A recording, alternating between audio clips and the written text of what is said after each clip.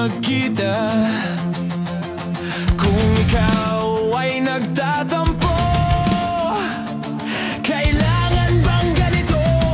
Bakit hindi natin muling ibalik ang tamis ng pag-ibig? Muling pagbigyan ang pusong nagmamahal.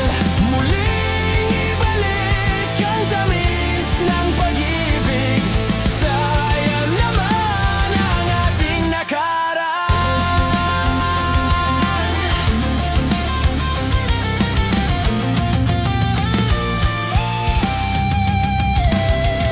Alam mong ikaw lang